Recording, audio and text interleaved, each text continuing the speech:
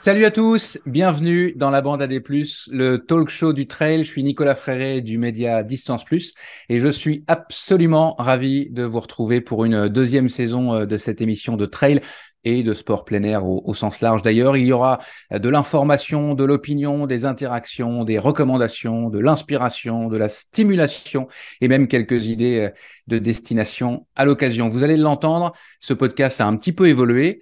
Je vous invite à écouter l'épisode intersaison pour connaître toutes les nouveautés. Et nous avons notamment la joie d'accueillir 3 pépites dans la bande, 3 filles, 3 personnalités, 3 histoires, 3 athlètes exceptionnels. La championne québécoise Marianne Hogan, 2e de l'UTMB et 3e de la Western States l'an dernier. Fiona Porte, 3e du dernier Grand Trail des Templiers, qui aime débuter ses journées en grimpant à ski sur les sommets au lever du soleil, et la double championne du monde de trail, vainqueur de l'OCC 2021 et de la CCC 2022, entre autres, et surtout, championne de Normandie de cross, Blandine Lirondelle, qui est avec nous pour cette première émission de la saison. Salut Blandine. Salut Nico et salut tout le monde. Un très grand plaisir de rejoindre cette bande pleine de folie pour cette année. Cool. Nous serons accompagnés, ma chère Blandine, par la voix du trail et la voix des trailers du peloton, Ludovic Collet. Salut Ludo. Salut la team, comment ça va? Ça va bien. Par notre kiné globe-trotteuse qui forme à la prévention des blessures en course à pied partout dans le monde, hier à Tahiti, demain au Kenya, Florence Morisseau de la clinique du coureur. Salut Flo. Salut à tous, salut Nico. Et par le petit taquin de la bande, on le voit, son petit sourire en coin là, le duc de Savoie qui continue d'agrandir son territoire puisqu'il règne maintenant aussi sur TikTok. Hugo Ferrari. Salut Hugo. Salut Nico! Et ouais, à peine quelques semaines d'utilisation, déjà 1000 abonnés, c'est parti, hein. Et je fais un salut amical à tous les autres membres de la bande que je n'ai pas cités. Corinne Favre, Sabine Erström, Nico Martin, Thomas Laure-Blanchet et Robin Schmitt, des genoux dans le gif. La bande AD+, le podcast du magazine Distance Plus. Au programme de ce 21e épisode de la bande AD+, 3 débats. Gagner une course main dans la main. Est-ce que c'est l'essence même de l'esprit trail ou un manque de respect pour la compétition sportive? Est-ce que le cross-country, c'est ringard? Faut-il s'inspirer des parcours de trail pour dépoussiérer cette discipline? Et puis tiens, quel est l'intérêt de se mettre au cross l'hiver pour un trailer? Que faire pour rattraper le temps perdu si vous vous êtes mis au sport tardivement, mettons au-delà de 25 ans? Et puis d'abord, est-ce que c'est possible ou faut-il se résigner à être performant sur le tard, peu performant sur le tard? Il sera question du capital musculaire qui s'acquiert uniquement à l'adolescence. C'est donc aussi un sujet qui intéressera certainement les jeunes parents. Ce sera la question d'entraînement NOLIO. Au sommaire également de cet épisode, le défi NAC, une nouvelle rubrique pour vous inciter toutes et tous à bouger sans forcément avoir à repousser vos limites.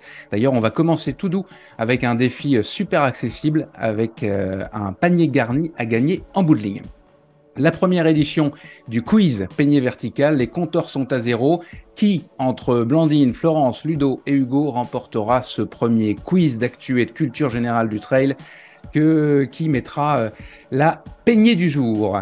On bouclera la boucle avec les traditionnels coups de cœur ou coups de pompe des membres de la bande AD+. La bande AD+, est enregistrée et réalisée à distance dans les conditions du direct par les productions Arborescence. Bonne émission, c'est parti. La bande AD+, le talk show du trail. On commence par un rapide tour de table et évidemment, je vais d'abord donner la parole à Blandine. Raconte-nous un peu à quoi ressemble ton intersaison, Blandine, même si, je l'ai dit tout à l'heure, tu as gagné le championnat de Normandie de cross déjà.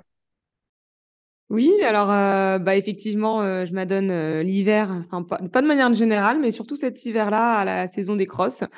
Donc on en reviendra peut-être, mais en tout cas, j'ai vraiment pris goût. Et effectivement, je pense que j'ai j'ai le 3e titre de championne du monde de Normandie, on va dire, en rigolant. Et récemment 2e, à une poignée de secondes de la première, de la championne de l'univers, parce que là, c'est la Normandie et la Bretagne réunies. Alors là, c'est encore un palier. Et la finale au championnat de France qui se déroulera là dans 2 semaines. Donc voilà, j'ai remplacé les chaussures de trail pour des pointes d'athlétisme. C'est la 4e fois que j'en porte. Mais c'est rigolo. J'aime bien encore découvrir encore d'autres disciplines. Et finalement, il se passera juste quelques jours entre la finale des championnats de France et puis le championnat de France de trail au trail de la Cité de Pierre. Exactement. Il y a une semaine d'écart. Donc, c'est un petit défi qu'on se donne. Après, voilà, je vais peut-être pas forcément être à 100% sur les deux, mais j'ai eu du mal à choisir. On dit que choisir, c'est renoncer. Et puis, bon, c'est pas comme si on enchaînait 2 ultras, ça se fait. C'est juste il faut juste accepter que je serai pas à 100% sur les deux. Mais voilà, j'ai beaucoup apprécié je me suis pris au jeu des crosses et j'ai eu du mal à pas faire la finale, d'autant plus que c'est en Bretagne et apparemment le cross en Bretagne, ça va être. Enfin voilà, il va y avoir une super ambiance. Le temple du cross. Exactement, j'ai envie de découvrir cette ambiance. Hugo, toi, tu t'es essayé au cross aussi. Qu'est-ce que tu en retiens? Et j'étais très déçu de ne pas me qualifier aux demi-finales pour une dizaine de places et 25 secondes, je crois. Mais c'était super. C'était super. D'ailleurs, tu as une petite question pour ça, Nico, dans les thèmes du jour. Ouais, on y reviendra effectivement. Et ça m'a donné envie de faire encore un peu mieux l'an passé. Alors, c'est vrai que mon premier cross, c'était tout de suite le quart de finale. Du coup, bon, t'arrives dans la bataille, tu sais pas trop ce que c'est. Un peu chaud, mais ouais, l'an prochain, j'en ferai plus. Et j'en referai déjà. Et super, ouais, super intéressant. Ludo, j'ai l'impression que tu n'as pas trop arrêté, toi, depuis le début de l'hiver. Alors, Non, pas fait de cross, je crois pas, mais...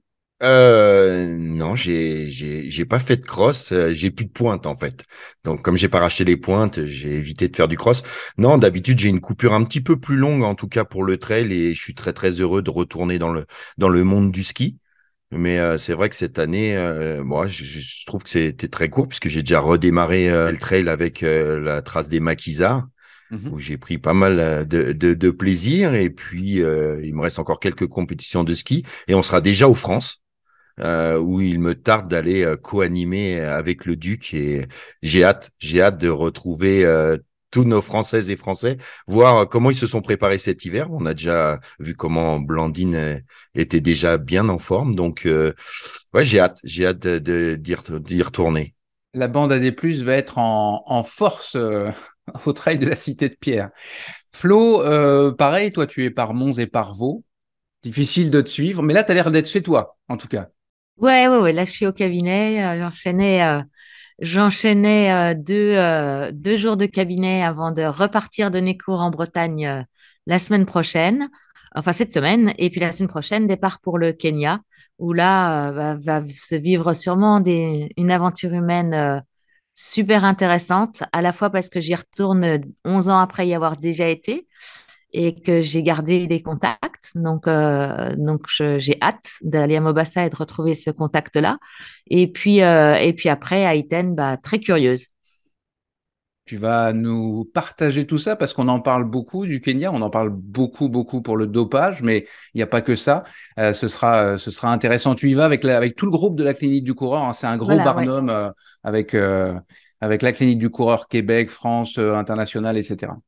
En fait, c'est la Clinique du coureur Québec qui a organisé un cours pour les gens qui avaient déjà un niveau d'expertise élevé. Et donc, il y a 2 sessions. Donc, moi, je reste pas tout à fait dans les 2 parce que sinon, ça ferait quand même beaucoup, beaucoup, beaucoup d'absence. Mais je vais pouvoir intervenir dans les 2, ouais. Ok, bon, on s'est chauffé un petit peu la voix, alors on lance les débats. La bande AD+, présentée par Nicolas Ferret. L'année commence à peine que notre chère casquette verte fait déjà jaser. Alors, je ne vais pas vous parler de ses tours de terrain de foot au Parc des Princes, mais plutôt de sa première course officielle de la saison. Tu en parlais il y a quelques instants, Ludo, la trace des Maquisards. Donc, c'est un 100 km et 4000 mètres de dénivelé dans l'Ain. Il a gagné en 9h18 minutes pour être précis, mais main dans la main avec Mathieu Ogier, avec qui il a grosso modo partagé toute la course. Gagner main dans la main, c'est très fréquent dans le trail. On se souvient notamment de la victoire de François Eden et de Benoît Girondel, ou plus récemment de Ludovic Pommeret et de Daniel Jung à la Diagonale des Fous, mais il y en a plein d'autres. Et d'ailleurs, les organisateurs en ont eu un petit peu marre. On en avait parlé en octobre dernier. Ils ont décidé d'appliquer un règlement qui était en vigueur depuis perpète. Et ce règlement disait, en fait, c'est pas possible de terminer à deux. Le vainqueur, s'il y a deux personnes à l'arrivée, le vainqueur, c'est le plus vieux. Et on l'a vu, Beñat Marmisol et Jean-Philippe Choumi se sont finalement, après avoir fait quasiment toute la course ensemble, ils se sont départagés au meilleur, à que le meilleur gagne. Et c'est évidemment Beñat Marmisol qui l'a emporté. Sous la publication de Casquette Verte, évidemment, il avait raconté cette histoire-là. Michel Sorine, qui est l'organisateur, entre autres, de la Saint-Élion, a souligné que dorénavant, dans ces événements, ce serait pareil.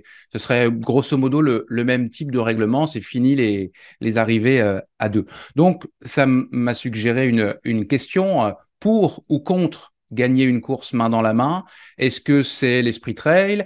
Est-ce que c'est un manque de respect pour la compétition sportive? Ludo, je commence par toi. Tu étais à la trace des maquisards et puis des arrivées, tu en as fait en veux-tu, en voilà depuis 20 ans. Qu'est-ce que tu en penses? Est-ce que tu es pour ou est-ce que tu es contre? Est-ce que c'est un débat débile? Ouais, enfin, disons que je suis pour et contre à la fois, en fait. Et euh, c'est toujours particulier. C'est vrai que dans le monde du trail, c'est plutôt dans le monde de l'ultra. Hein, parce que dans le trail, sur les formats courts, j'ai pas en mémoire d'arriver main dans la main. En général, ça se fight jusqu'au bout. Après, il y a un rapport particulier sur les courses beaucoup plus longues où les coureurs passent du temps ensemble et c'est vrai que ont tendance certaines fois à arriver main dans la main. Après, quand tu te fights jusqu'au bout, c'est-à-dire par exemple à la diagonale, quand tu vas jusqu'au Colorado, enfin la dernière descente du Colorado pour rejoindre le stade. Redoute. La redoute, là, si tu arrives main dans la main, ça me gêne pas. Si les organisateurs du Grand Raid ont pris cette décision d'appliquer le règlement, c'est tout simplement que ça fait quelques années où nos chères élites euh, arrêtent de se fighter très très loin dans la course. Et c'est ça qui est un peu embêtant. Après, ça fait partie de l'ADN du trail et de l'ultra, quoi. Enfin, moi, je trouve ça aussi très très beau. Et tu sais que je suis très ami avec Patrick Bohard. Patrick m'a toujours dit une de ses plus belles arrivées en 2010 à l'UTMB. Ah non, ouais. Non, à l'UTMB, à l'époque, on faisait monter sur scène que les 5 premiers et pas les 10. Et du coup, ils sont arrivés à 5e ex aequo. Et pour lui, c'est l'un des plus beaux souvenirs de toute sa carrière où il m'a dit on s'est fighté jusqu'à la flégère et il y a un moment on n'y arrivait pas à se départager les 5 et ils sont arrivés à 5 et pour lui c'était un très très beau moment qui garde gravé dans son cœur. Donc il y a des très très belles histoires à arriver de main dans la main et puis d'autres où c'est vrai que ça casse un petit peu la magie quand tu vois bien que tu t'es entendu déjà et qu'il reste encore 40-50 bornes. C'est un peu dommage. Et Patrick, c'est pas sa seule arrivée comme ça. Il y a eu une arrivée à 3 avec Antoine Guillon, je pense. Je pensais que Ouais, ça c'était à à la la Transmartinique. Ouais, Ouais. avec Cédric Chavet, Antoine Guillon. Ouais. Et là aussi, les trois, c'était sur la Transmartinique, c'était bien fighté. Et Cédric revient plutôt sur la fin. Parce que les deux autres l'avaient distancé. Patrick Bois arrive à revenir sur Antoine parce qu'il avait eu un petit coup de moins bien. Et au final, ils finissent les trois main dans la main. Mais là, le scénario, il est fantastique. Enfin, tu vois, quand ça fight jusqu'au bout, qu'à un moment, tu arrives. Et à la fin, c'est vrai que sur de l'ultra, en règle générale, il y a le respect de l'autre. Et tu décides de finir main dans la main. Et ça fait des très belles arrivées. Mais voilà, pour moi, il faut qu'il y ait quand même du fight sur 90% du parcours. Hugo, qu'est-ce que tu en penses? Toi aussi, tu as assisté à pas mal d'arrivées, en plus d'arrivées. Je ne sais pas si tu as déjà gagné main dans la main avec quelqu'un. J'ai rarement gagné, j'aurais pu peut-être au Grand Trail du J'ai Lac pas osé là. avec mon frère, mais vu que je l'ai flingué au kilomètre 50 en faisant 10 minutes à SV2, non, on n'est pas arrivé ensemble. Mais je suis arrivé main dans la main sur l'UTMB 2 fois parce que, comme dit Ludo, tu vois, c'est long. Et j'arrivais pour la 29 avec Tim Olson qui m'avait rattrapé à la fin. Puis du coup, on avait fait les 2 dernières bornes ensemble. Et Clément Guibert, pareil, il avait dû me rattraper dans la dernière descente. Et pareil, on avait fait l'arrivée dans Cham ensemble. Mais parce qu'il n'y avait pas d'enjeu, tu vois, on était 30e, ça avait très peu d'intérêt.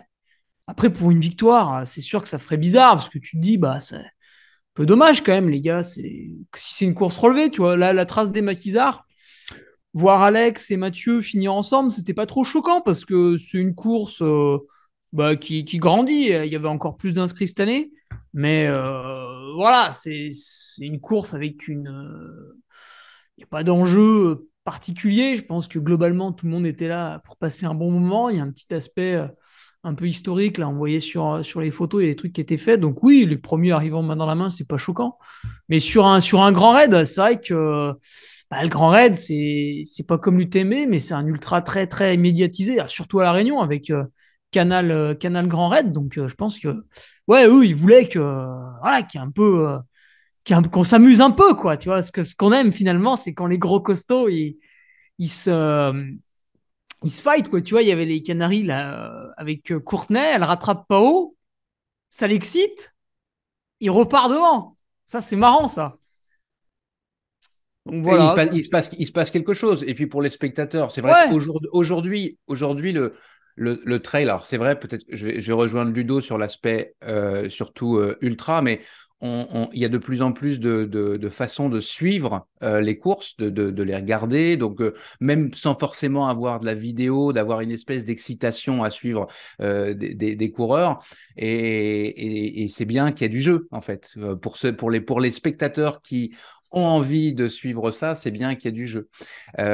Florence, qu'est-ce que tu en penses, toi, de ton micro est fermé, Florence. Hop, c'est mieux comme ça. Mon C'est avis, il mieux. est un petit peu teinté bah, des deux avis précédents finalement, hein, de Ludo et Hugo.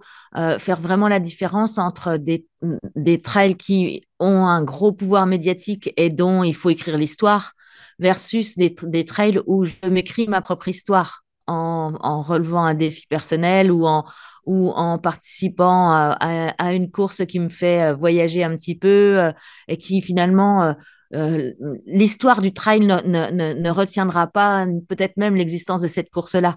Donc, je crois que c'est un petit peu en fonction de la hauteur et de la mesure de l'événement.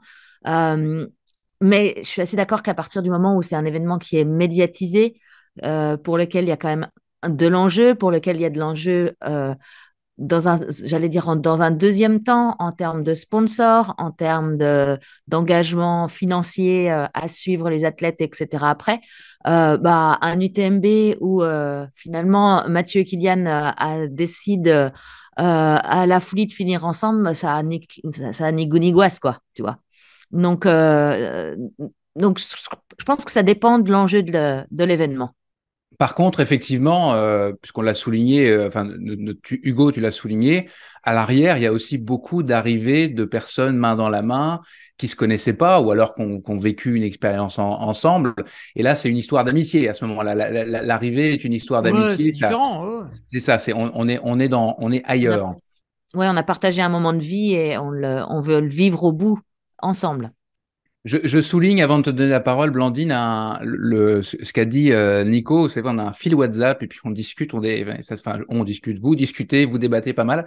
Et Nico disait à propos de ce sujet que alors Nico, c'est un gros compétiteur. Quand il va sur une course, la plupart du temps, il a envie de gagner.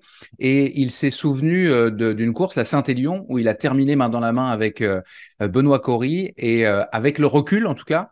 Il dit qu'il avait eu peur de perdre. Et s'il n'avait pas eu peur de perdre, il aurait joué le jeu, il aurait attaqué, il aurait essayé de gagner, et puis au pire, il aurait terminé deuxième. Et donc, lui, son analyse, c'est beaucoup pour lui, c'est la peur de perdre, de ne pas vouloir essayer de se fighter. Puis il prend l'exemple souvent de son ami Thibaut Garivier, avec qui d'ailleurs il était il y a quelques jours en stage, et ils se mettent des mines comme c'est pas possible dès qu'ils peuvent. À Gap en Cime, l'année dernière, ils ont couru un petit moment ensemble, ils ont finalement coupé leur effort, ils se sont observés, et puis il n'était pas question qu'il y en ait un qui passe la ligne main dans la main. Ils se sont fait un sprint au meilleur qui gagne. En l'occurrence, c'était Thibaut. Blandine, qu'est-ce que tu penses de ça? Toi aussi, hein, tu es un peu comme Nico. Tu es devant, tu as la gagne en toi certainement. Quel est ton point de vue sur l'arrivée des vainqueurs main dans la main? Bah, effectivement, j'avais pas mal de points de vue. J'avais pas non plus une réponse très très tranchée. Donc ça tombe bien que je passe en dernier, comme ça m'évitera de parler trop. Mais je rejoins exactement tout ce que vous avez dit. Effectivement, déjà, il y a une différence entre les vainqueurs d'arriver main dans la main et ceux qui sont voilà en milieu de peloton, qui avaient envie de faire la course ensemble et ils ont vécu une belle aventure. Et voilà, moi ça me dérange pas du tout. En ce qui concerne de gagner main dans la main, donc je vais rebondir sur ce qu'a dit Ludo. J'avais pas vu de ce point de vue-là et j'étais en train de réfléchir justement. Il dit c'était chouette de suivre une diagonale, ils se sont fightés jusqu'au bout et à la fin ils ont pas réussi à se départager, donc ils ont fini tous ensemble. Et là je me suis dit, bah non, Ça, c'est c'est l'UTMB. dommage. Ouais. À l'UTMB, pardon. Je trouve ça tellement dommage. Imaginons un film qui va être plein de rebondissements, plein de suspense, de palpitations, et finalement la fin va être une fin nulle entre guillemets. Bah, qu'est-ce qu'on va retenir de ce film? On va avoir une mauvaise. Moi, je pense que je vais avoir un mauvais souvenir de ce film si la fin n'est pas égale aux attentes de tout l'intérieur du film. Et je l'imagine un peu comme ça. Je trouve ça dommage. Une arrivée, bah oui, dans une course, parce le qu'on clou va du spectacle. surtout retenir, voilà, c'est l'arrivée. Donc même si, parce que Ludo, je pense qu'il le vit à fond et l'intérieur de la course, mais au final, ce qu'on retient vraiment d'une course, c'est plutôt le résultat. Donc voilà, je trouve ça un petit peu dommage. Et voilà, sans être si effectivement j'avais mon avis à donner, mais là encore une fois, je vais peut-être un peu modérer mes propos parce que je suis pas du monde encore ou tout à fait de l'ultra. Donc j'ai pas vécu d'ultra, donc je ne peux pas non plus savoir exactement ce qui se passe à ce moment-là. Je pense qu'on doit vivre des aventures avec, si en l'occurrence si on avait quelqu'un qui sont inoubliables. Et effectivement, on a envie de le partager jusqu'au bout et de le montrer au grand public en arrivant main dans la main. Mais là, à l'heure actuelle, voilà, je me suis découvert, moi, depuis que je fais du haut niveau, cet esprit de compétition. Et je pense qu'une fois dans ma vie, ça va vous faire rire parce que je crois que c'était la toute première fois que je faisais une course avec un niveau. C'était au Trail du Ventoux en 2019, là où finalement je me suis fait découvrir. La première, c'était Rachel Drake, l'américaine, que j'ai rattrapée juste en bas du Ventoux. Et je sais qu'il restait 3 kilomètres de route. Et à ce moment-là, en fait, j'avais tout donné dans la descente. Et un peu, je rejoins ce qu'a dit Nico, c'est que j'avais l'impression de plus avoir de jambes. Et là, je me suis dit, je la rejoins. Et je me suis dit, je sais pas si je vais être en canne pour finir les 3 kilomètres. Et je lui ai dit, cool, on n'a qu'à terminer main dans la main. Bon, alors moi, c'était un petit peu naïvement. Ah oui. Mais elle m'a dit, alors elle est chouette, hein, Rachel Drake, hein, moi, je l'ai eu l'occasion de la revoir plusieurs fois. Elle m'a dit, ouais, ok, ça marche. Et puis, et en fait, il y a un moment où elle a mis du rythme. Et je me suis dit, ah non, en fait, c'est pas possible. Je dis, non, mais écoute, vas-y, là, moi, je vais pas réussir à te suivre. Elle a fini, elle a fait son sprint et elle a fini. Mais le moment où je lui ai proposé qu'on finisse main dans la main, effectivement, c'est que je pense que je me sentais pas capable de la rattraper. J'avais pas envie, en fait, surtout mentalement, de me rentrer dedans pour la dépasser. Mais ça, comme je te dis, c'était mon tout premier trail. Maintenant, j'ai une certaine un certain état d'esprit d'esprit de compétition. Et je trouve que quand on prend un dossard, c'est pour donner le meilleur de soi-même. Et oui, arriver si on peut premier. Et je sais pas si ce serait peut-être les mots seraient peut-être un peu forts, si c'est irrespectueux de l'organisation ou de la course.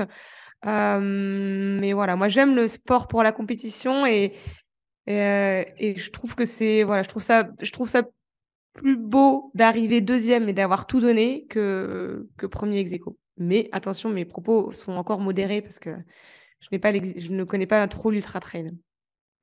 Ludo. Ouais, non, c'était juste pour préciser, hein, je sais pas si je m'étais bien expliqué, mais c'était à la 5e place, hein, de l'UTMB. Et comme on en fait monter 5 sur scène, les 5 s'étant bien bagarrés, ils voulaient tous se rendre hommage et monter tous sur scène, en fait. C'est pour ça qu'ils sont arrivés les 5 main dans la main à la 5e place. C'était ni la première, ni la deuxième, ni le troisième. Enfin, c'était pas les 3 premières places. Sinon, je pense ils se seraient fightés jusqu'au bout. Mais là, n'arrivant pas à se départager, ils ont pris la décision tous ensemble de pouvoir monter sur scène à la 5e place ensemble. Voilà. Blandine, juste avant de clore ce débat, si la situation se reproduit maintenant que tu as de l'expérience face à Rachel Drake ou une autre, est-ce que tu pourrais reproposer ça? Et surtout, est-ce que tu t'abandonnerais entre guillemets dans ta tête ou est-ce que tu te fighterais jusqu'au bout, vaille que vaille? Non, bah maintenant que mentalement, je me suis fait Confiance en une petite toi. carapace, j'ai un peu plus confiance en moi. Donc non, je pense que je me serais donné à fond, quitte à, pas, peut-être que ça aurait pas marché, mais voilà, j'aurais essayé de finir première. Ouais, je pense que je lui aurais pas proposé. Mais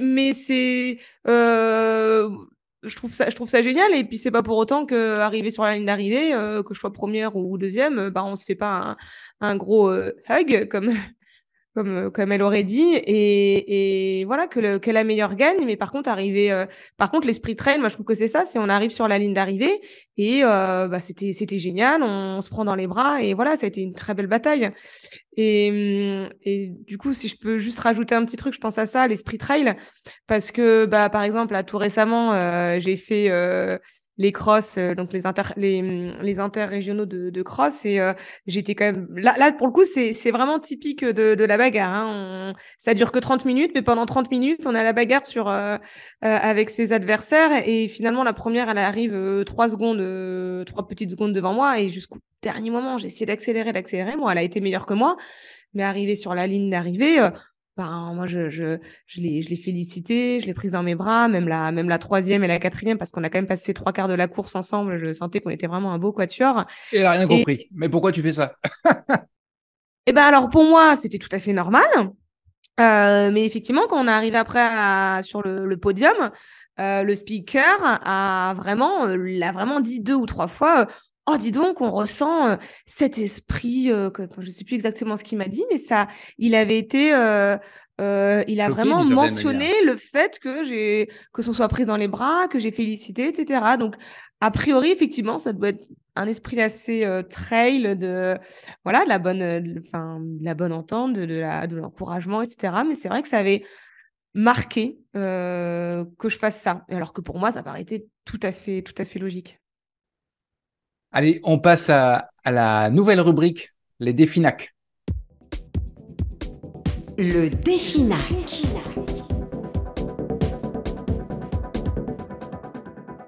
Dans chaque épisode, avec la marque de nutrition sportive NAC qui soutient de nouveau la bande AD+, cette saison, on va vous lancer un défi sportif. Ce sera un défi différent à chaque fois. Ça pourra être uniquement de la course à pied ou uniquement du vélo, des sports combinés, des défis individuels ou collectifs comme un relais. On a ça en tête, on vous en parlera bientôt.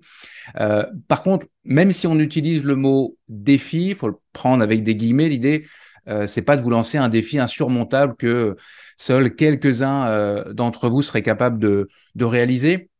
L'idée, c'est plutôt de vous proposer un rendez-vous, donc toutes les 2 semaines, et de voir la magie opérer, de voir que tout le monde s'y met. Enfin, en tout cas, personnellement, j'espère. On aimerait que la bande AD+, soit un générateur de mouvement, vous donner des idées pour dynamiser ou varier vos entraînements. Il y en a qui ont des entraînements hyper structurés, mais il y en a beaucoup qui savent pas vraiment quoi faire à la prochaine séance. Alors voilà, c'est l'idée. Puis pour certains, voilà, ce sera juste une idée de sortie. Et à chaque fois, on fera donc un tirage au sort parmi tous ceux qui auront réussi le défi. ENAC offrira aux plus chanceux un panier garni de ses produits. Cette fois-ci, ce sera un pack découverte de l'ensemble des produits NAC. Voici le premier défi et vous allez voir, on commence tout doux. D'ici le dimanche 12 mars inclus, vous devez courir un 10 km sur route, sur sentier, en montagne, en Bretagne, peu importe. Vous voyez, pour beaucoup d'entre vous, c'est pas la mer à boire, c'est facile, mais ça veut pas dire que c'est facile, mais ça vous permet de quand même jouer. Donc c'est aussi une opportunité de remporter le cadeau à la fin sans en faire plus que d'habitude. Donc pour certains, ce sera un défi, pour d'autres, ce sera tout ce qu'il y a de plus banal. Pour valider votre défi, c'est tout simple. Vous rejoignez le club Strava de NAC, faites votre 10 km, abonnez-vous au compte Instagram de NAC et bien évidemment de Distance Plus, pardon. Et pour celles et ceux qui ne veulent rien savoir de Strava, vous pouvez nous envoyer une capture d'écran de votre défi, bien nommé défi NAC et la bande AD+, en message privé sur Instagram par exemple. Et pour les détails, je vous mets un lien dans la description du podcast. À vous de jouer. Vous écoutez la bande AD+. Allez, on reparle de cross. Quel est l'intérêt pour des trailers de se mettre au cross l'hiver durant l'intersaison? La double championne du monde de cross, Annette Sergent-Petit, et que tu connais bien, je crois, Ludo, qui a également été championne de France une vingtaine de fois dans les années 80-90. Elle a estimé récemment que les parcours de cross-country, ne font pas rêver et que ça rend cette discipline impopulaire, contrairement au trail qui gagne en popularité. Elle milite notamment au sein de la commission de la Fédération internationale d'athlétisme sur le cross pour que l'on s'inspire du trail afin de trouver des parcours plus ludiques et sexy pour reprendre, je crois, ces mots. Et en gros, qu'on cesse de courir trop souvent dans les champs de patates, sur les hippodromes, etc. Qu'en pensez-vous, Blandine? Je te redonne la parole puisque donc tu as découvert le cross de haut niveau cet hiver. Qu'est-ce que tu penses de ça? D'abord, est-ce que courir sur un champ de patates, c'est pénible et ça serait mieux d'aller s'inspirer du trail? Et puis, c'est quoi l'intérêt pour toi, par exemple, double championne du monde, je le rappelle, avec des grosses ambitions cette année, triplée au championnat du monde et l'UTMB, entre autres. Qu'est-ce que ça va t'apporter de faire un peu de cross cet hiver? Alors, pour la première question, j'ai pas, voilà, moi, c'est encore une fois, c'est nouveau pour moi. Donc, ça fait que la deuxième année que je fais du cross, donc je n'ai pas, je sais pas comment c'était exactement avant les crosses. Mais effectivement, là, par exemple, on a la finale les championnats de France de cross qui vont se dérouler en Bretagne. Et alors, j'entends partout dire ça va être un vrai cross, ça va être vraiment typé cross. Et donc, qu'est-ce que c'est exactement? Ça va être beaucoup de boue, un petit peu de dénivelé, enfin, je dis un peu de dénivelé, beaucoup de dénivelé pour ceux qui font de la piste, de la boue et voilà, des obstacles. Et ça, apparemment, c'est le vrai parcours de cross. Moi, effectivement, les deux que j'ai fait là, le premier, c'était autour d'un hippodrome. Par contre, il y avait énormément de boue. Et le deuxième, c'était au niveau d'un parcours de golf. Il y avait moins de boue, mais c'était un peu plus vallonné. Après, se servir d'un terrain type trail, je vois pas trop. Enfin, dans ce cas-là, c'est une course en montagne voilà. Donc, mais je trouve que le compromis de la boue, du vallonné et des petits obstacles, en soi, je trouve ça déjà très sexy, si on peut reprendre les propos. Après, l'intérêt du cross, moi, clairement, je raisonne vraiment à l'envie. Et des fois, je me dis pourquoi toujours essayer de trouver un intérêt pour sa performance. Moi, déjà, l'intérêt y est parce que j'en avais envie. Je suis, comme je disais en rigolant, en disant je suis championne du monde de Bretagne-Normandie, je suis très attachée à mes origines. Je suis d'ailleurs affiliée à un club normand et ça me fait énormément Alençon. plaisir. Alençon, exactement. L'Alençon Running Club, si vous m'entendez. Ça me fait vraiment plaisir de retourner chez moi dans ma région. Ça me permet de revoir ma famille, etc. Et de courir pour un club. Moi, j'avais jamais. En plus, moi, je viens pas du tout de l'athlétisme. Bon, on en reviendra, mais j'ai vraiment découvert la course à pied sur le tard. Donc, je découvre déjà, on fait une discipline qui est quand même assez individuelle. Donc, je découvre cet esprit collectif. Alors, le cross, ça, c'est génial pour ça. Moi, j'adore y aller même bien avant ma course, regarder la course des masters, la course des cadets, des juniors, des élites hommes. Mais parce Enfin, que là, c'est catégorie, autant le trail, tout le monde est ensemble, autant le cross, c'est hyper voilà. catégoriel. Exactement, il y a une super ambiance, il y a toutes les familles qui sont là. Enfin, je trouve ça génial. Quand on court, pour les spectateurs, c'est génial parce que un trail, ils vont nous attendre. Enfin, ils vont passer toute la journée, voire toute la nuit pour nous voir finalement 10 minutes, alors que là, en 30 minutes, ils ont le temps de nous voir passer 5-6 fois. Et puis en plus, comme le niveau est dense sur les 5-6 fois, il y a toujours des enfin, il y en a une. Moi, je sais que j'ai pas toujours été devant. Il y avait de la bagarre, il y avait du fight. Donc, ça doit être aussi très agréable à suivre pour les spectateurs. Et voilà, il y a une super ambiance. Donc déjà, Enfin, moi, voilà, je sais que mentalement, enfin, je sais que j'aime beaucoup les faire pour tout ça. Alors, comme je te dis, comme je raisonne à l'envie, ça me fait déjà vraiment très plaisir. Après, oui, effectivement, avec du recul, je pense aussi que ça a un intérêt. Déjà, mental. Alors, je vais découvrir le départ d'un France de cross, mais je pense qu'après avoir fait ça, niveau pression, à mon avis, même un départ du TMB, je pense que bon, c'est encore une autre pression, mais voilà, c'est vraiment, déjà, je l'ai retrouvé aux Inter où il y a pas, on pourrait entendre une mouche voler, il y a pas la musique avec le compte à rebours, hein. Moi, c'est vraiment ce qui me stresse. La première fois, j'ai regardé la fille à côté de moi et je lui ai dit, il y a un décompte ou pas? Parce que là, moi, il faut que je sache. Elle m'a même pas répondu. Il y a eu le coup de fusil, il fallait y aller. Ça se joue des coudes. Même avant, on sent le sol qui vibre. Les gens sont tellement nerveux. Donc, ça, ouais, ça fait vraiment monter la pression. Mais je pense que voilà, moi, ça m'apprend à gérer ça. Et puis c'est une très bonne séance d'intensité, musculairement c'est intéressant aussi. Donc je pense que ça permet voilà de faire travailler des qualités que nous en tant que trailer on a moins. Donc tout ce qui est la vitesse, les fibres rapides, ça permet aussi du coup de faire moins de volume et d'avoir des objectifs. Donc, c'est vrai que c'est toujours agréable de s'entraîner et d'avoir des objectifs à court terme. Donc Méchant bel argumentaire en faveur du cross, Blandine. Flo, j'ai une lumière d'un seul coup. Peut-être que je te dis une bêtise. Tes enfants, au moins ton fils, a fait du cross pendant quelques années. Je me trompe? Ouais, ouais, ouais. Elliot était en sport-études athlée et a été particulièrement brillant en cross jusqu'au jour où il s'est rendu compte en première année de médecine que de pousser de la fonte et se faire pousser les pecs, ça emballait plus que de courir vite. Donc, Ok. donc il a doublé de volume. Mais c'est vrai que, alors moi, j'ai cette connaissance de cross via les participations d'Elliot et quand tu es maman et que ton fils est au milieu du peloton, enfin, sur la ligne de départ, pile au milieu, pour prendre un départ et qu'il faut qu'il s'extirpe de ce peloton le plus rapidement possible parce qu'il peut se faire marcher dessus. Et toi, tu sens, quand tu parlais du sol qui vibre, Blandine, moi, je me souviens dans mes bottes, parce que forcément, toi, en tant que spectateur, tu es en bottes, de sentir que j'avais l'impression qu'il y avait des chevaux qui arrivaient au galop, tu sais. Et non, en fait, c'était gamins qui déboulent comme ça. Et alors, Elliot était plutôt doué, donc il s'extirpait assez rapidement. Donc après, on suivait la tête de course. Mais ouais, non, c'est une ambiance quand même assez folle. Moi, je le vois pas du tout dans un terrain de trail, c'est pas possible. Ouais, Euh, c'est les labours. Il faut c'est- vraiment cette que ce soit proximité. marqué. Mais ouais, puis il faut sentir les gens arriver, il faut sentir ce fight aussi, hein, ça, c'est vraiment important.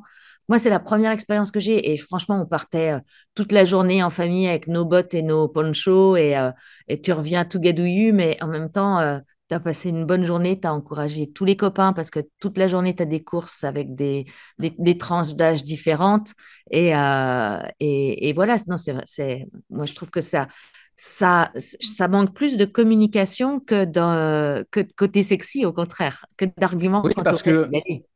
c'est vraiment le truc qu'on retrouve souvent, c'est en fait on associe immédiatement le cross, puis j'avoue que moi le premier, à ce qu'on a vécu, à l'enfer que certains ont vécu étant à l'école primaire ou au collège, où c'était une plaie monumentale. Moi, je suis la caricature même du gamin qui faisait un cross avec son galet ou son morceau de pierre en essayant de casser la pointe de côté, mais c'est pas ça du tout en fait. Là, on est vraiment Ouais, sur, puis t'as des sur une régions qui ont des compète. vraies cultures. Tu vois, tu as des régions qui ont des vraies cultures cross. Alors là, quand tu vas en faire là-bas, c'est vraiment saisissant.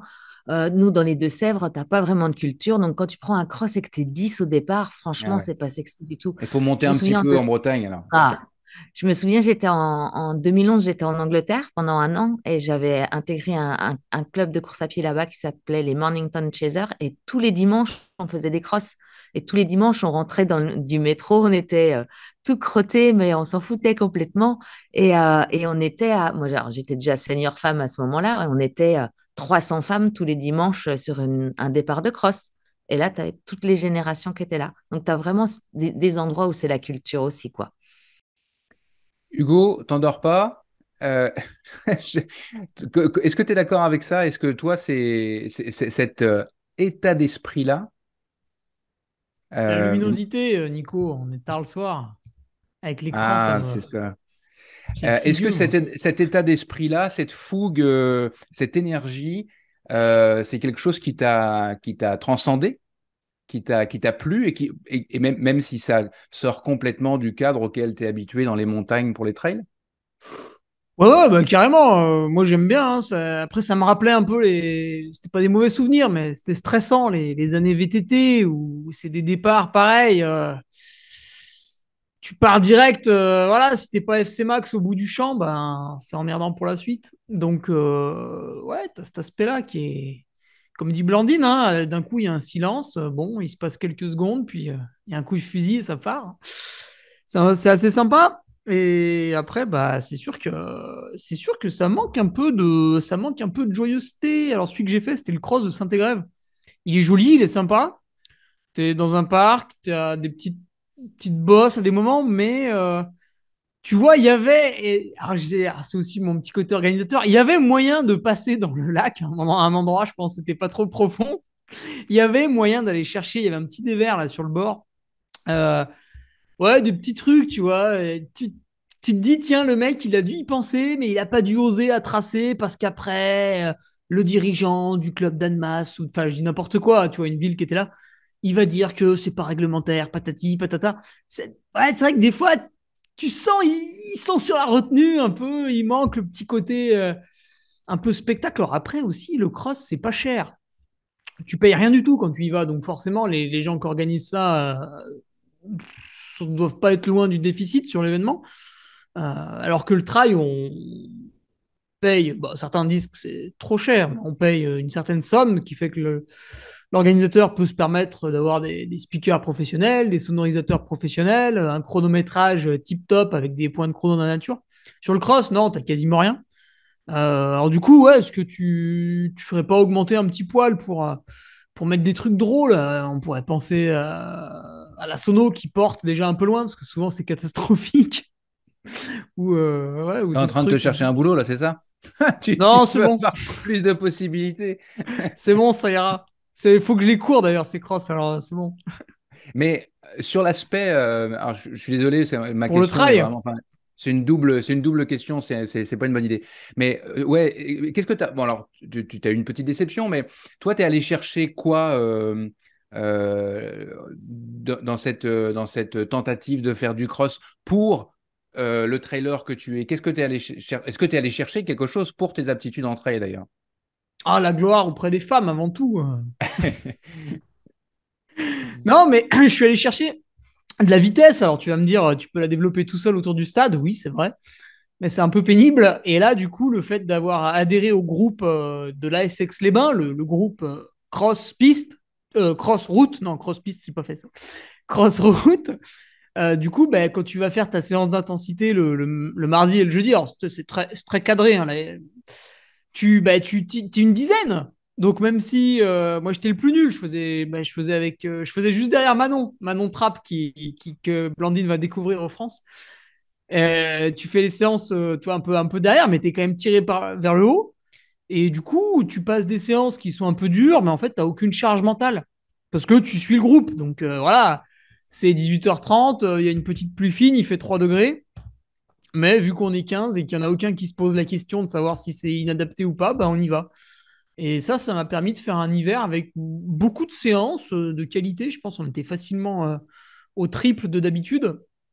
Alors, c'était pas tout le temps de la VMA, hein, c'était aussi d'autres allures travaillées. Par exemple, les allures cross, tu vois, souvent c'est un peu plus seuil, etc. Mais c'était tout un tas de choses que je faisais pas avant. Et vu que mon objectif c'est le 100 miles of Istria et qu'il est un peu roulant quand même sur la fin de parcours, on verra si j'arrive à me promener avec plus de facilité à 12 ou 13 km/h, tu vois, sur du plat, ce qui serait tip top. Parce qu'après, Mais du coup, tu as plus d'aisance en fait. ce qui est intéressant dans ta réponse, c'est que je t'interroge sur le cross, mais finalement, ce qui est le plus, probablement, ce qui va t'apporter le plus, c'est tout le travail que tu auras fait en amont Oui, pour en être fait, prêt c'était la pour le préparation. cross. Mm, C'est de la mm. prépa. Donc, ça demeure un bon conseil. On est vraiment sur de Et si tu veux, c'était l'argumentaire la ultra cerise de positif. faire le cross. C'était l'événement C'est rigolo et tout. l'objectif dont parlait Blandine tout à l'heure. C'est Ouais, le ouais. fait d'avoir un petit quelque chose. Mm. Ludo, je t'ai senti avoir envie de réagir tout le temps, puis je te donne la parole à la fin, mon pauvre. Euh, Toi, t'aimes ça. Je sens que t'aimes ça, le cross. Je sens que t'aimerais ça aussi en commenter. D'ailleurs, tu as dû en commenter parce que tu as tout commenté dans ta vie. Mais Non, j'ai pas commenté de cross, mais quand j'étais plus jeune et que j'étais nageur d'un bon niveau, même si j'avais un gabarit assez costaud, j'ai aimé moi faire les crosses UNSS, hein, les crosses d'école, et d'aller jusqu'aux régionaux. J'ai pas fait les nationaux, mais jeune, j'y avais pris beaucoup de plaisir. Et il se trouve, hein, ben là, les amis là ont déjà quasiment tout dit, mais faut pas rêver. Pourquoi c'est pas hyper populaire le cross ces dernières années? Parce que c'est un des sports les plus durs que j'ai pu voir. C'est un truc de fou. Il faut avoir le goût du sang dans la bouche. Blandine l'a dit au départ. Si tu te places pas, si tu vois pas la ligne que tu dois prendre, si tu pars pas à Mach 12, c'est mort. C'est hyper compliqué de revenir au contact des premières ou des premiers. Moi, je trouve ça assez fort et je pense que grâce à Blandine, dans le monde du trail, grâce à Hugo qui s'y remet. moins quand On même. a des moins, mais c'est pas grave, il s'y met. Et des Manu Messa, des Bringé, des Rancon qui y Thomas sont. Cardin. Thomas Cardin, il n'y a pas de mystère parce que c'est effectivement, eh ben, Blandine l'a dit, tu cours. Et ça, pendant des années, ça s'est perdu dans le trail. Et pourquoi on rigolait, on parle de randonneurs sportifs, hormis pour les premiers qui courent. Mais c'est vrai que c'est beaucoup de marcher, marcher, marcher. Et quand j'ai commencé à commenter le trail et l'ultra, les deux qui gagnaient tout, j'en parle souvent, mais c'est mes amis et parce que j'ai beaucoup d'admiration pour eux, bah, c'est David Pasquio et Christophe Mallardet, qui sont quoi, bretons, qui ont cette culture et qui étaient crossman.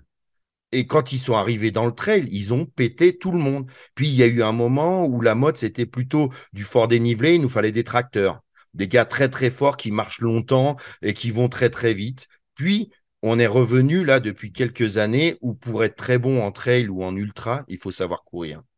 Et donc, on a beaucoup qui sont à la montagne, qui travaillent en skimo, qui vont se mettre la race en ski. Et puis ceux qui vivent dans les plaines et qui vont faire du cross. Et c'est vrai qu'il faut inviter tous les trailers à aller faire du cross, même si tu passes pas tous les steps pour aller jusqu'au France. Mais c'est le C'est bon, on a meilleur compris, moyen. Ludo. Ouais, ouais. Mais non, mais écoute, Hugo, il faut. Écoute, en tout cas, tu as eu le mérite d'y aller, quoi. Et je souhaite bonne chance à Blandine parce que je suis sûr qu'elle va donner le goût à beaucoup de trailers d'aller s'essayer au cross, qui était plus très, très populaire. Et pourtant, c'est fantastique comme sport. Par Eh contre, il ben, faut avoir les coronesses d'y aller, c'est vrai.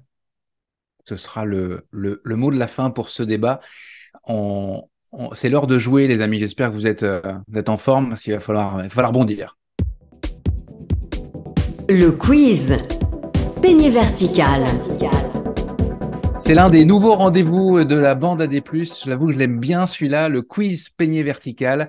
Dans chaque épisode, les membres de la bande, en l'occurrence aujourd'hui Ludo, Blandine, Hugo et Flo, vont s'affronter dans un quiz de culture générale et d'actualité du trail. Ce sera un mix.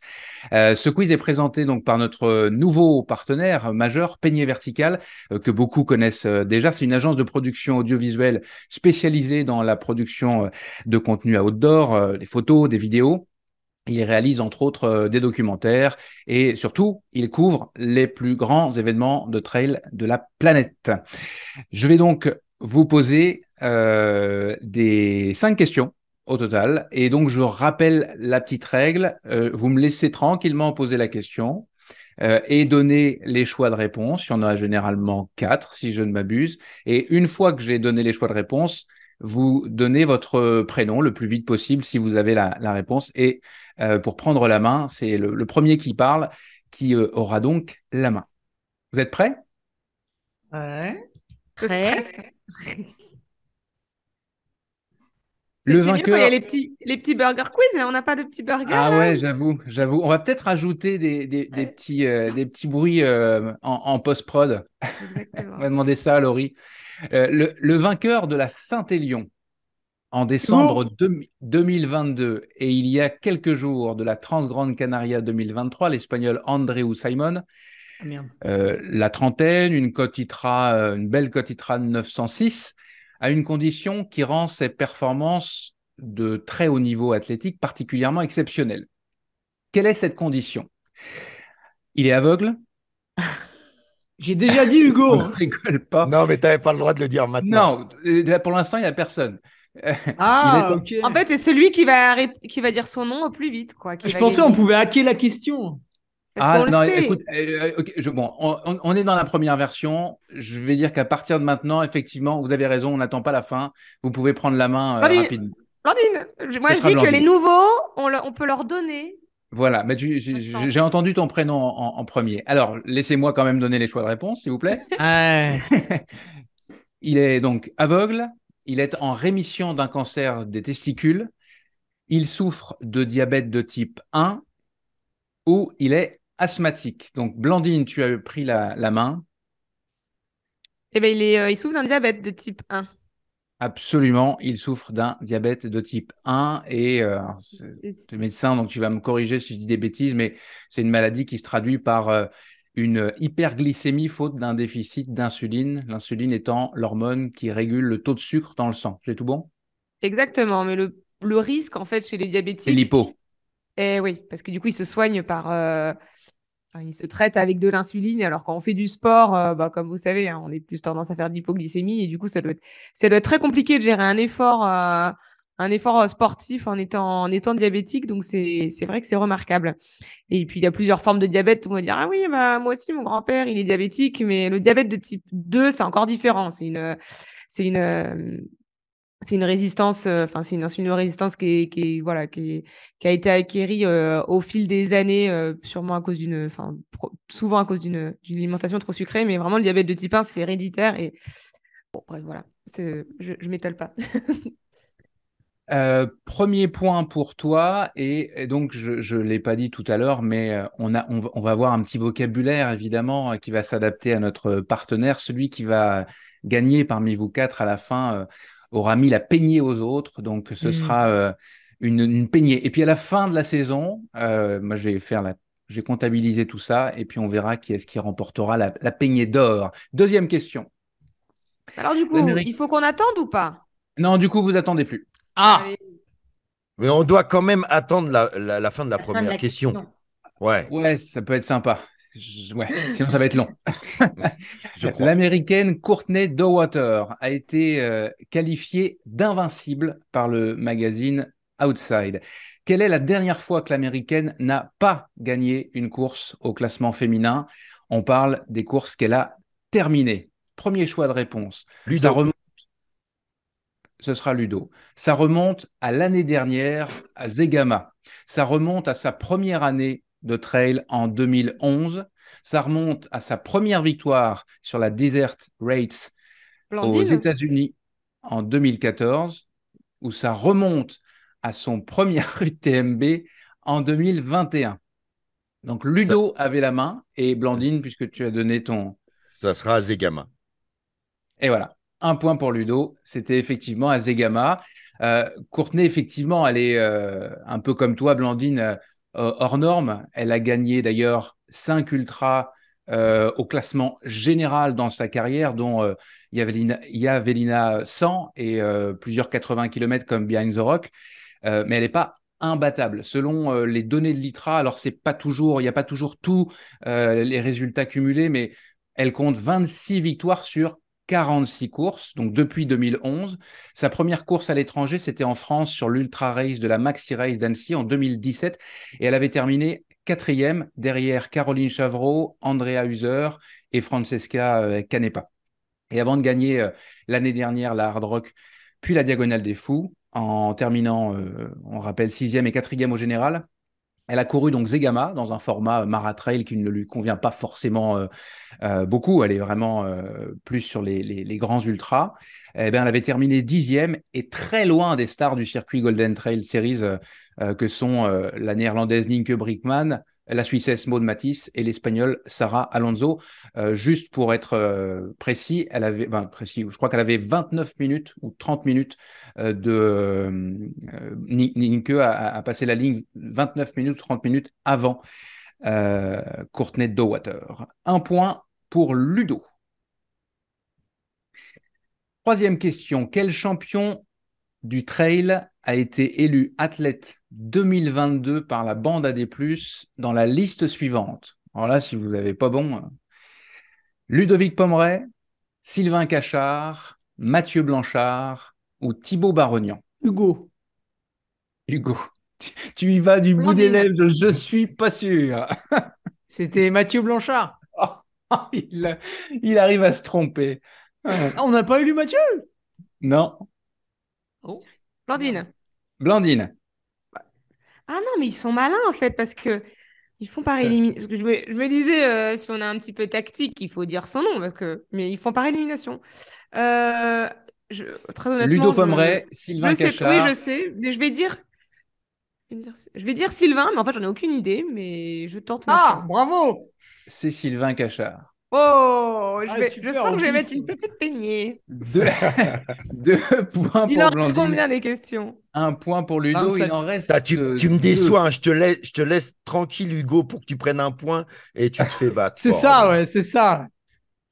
Et Sylvain Cachard, joli parce qu'il y a un petit jeu de mots, avait remporté l'an dernier le Trail du Mal passant au niveau Les Revards, la Sky Race des Matessins et bien sûr, il avait été champion de France et champion d'Europe de course en montagne.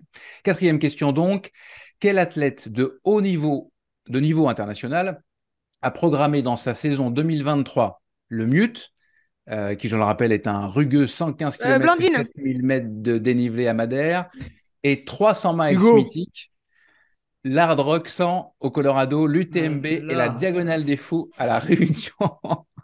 J'ai l'impression qu'il y a Mathieu à côté de toi qui t'aide, Landine. Quoi?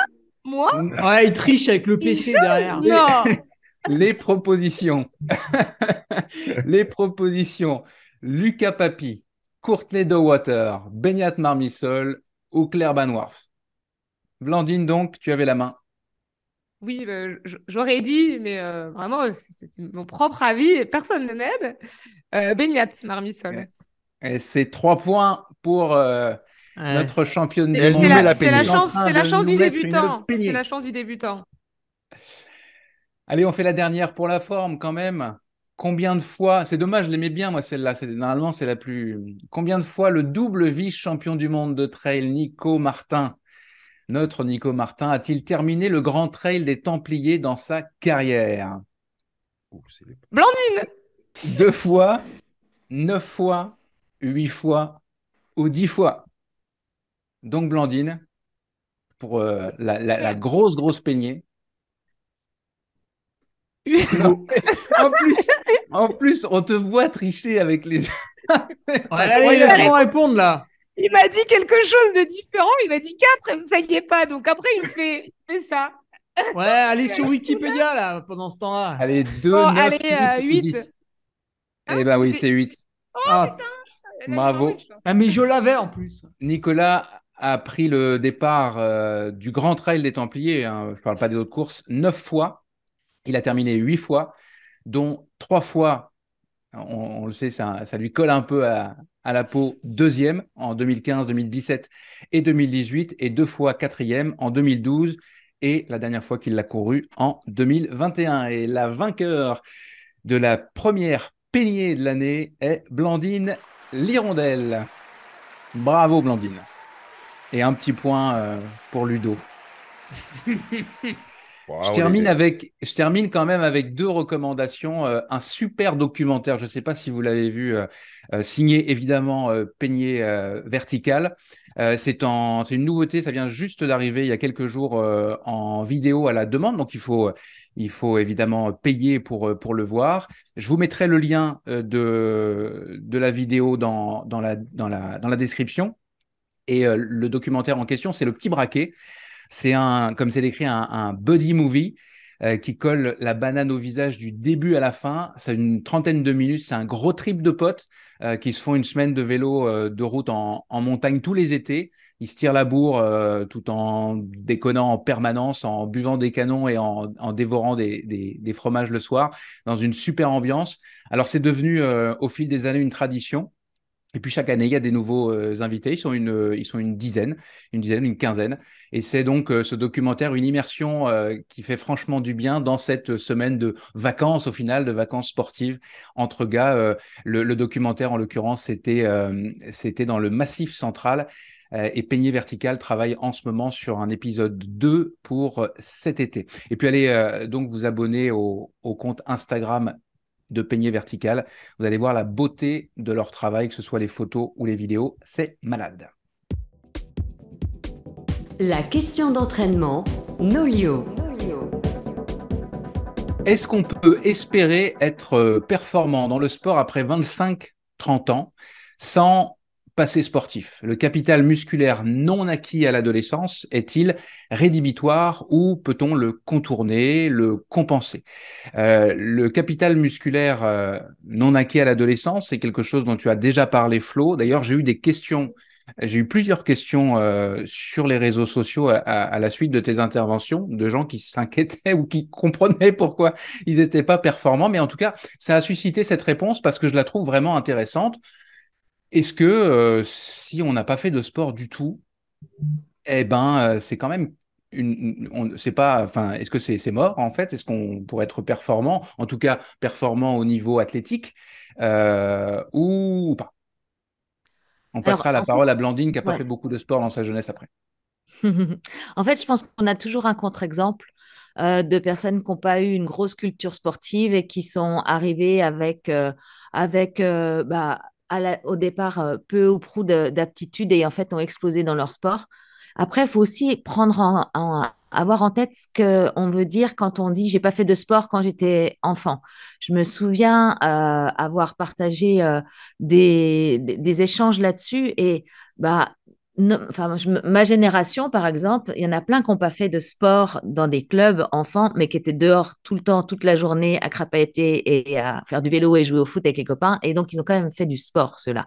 Donc, tu vois, il y a des petites choses quand même à recadrer dans qu'est-ce qu'on entend par pas faire de sport. On entend par pas faire d'activité physique qui développerait ta culture athlétique quelque part.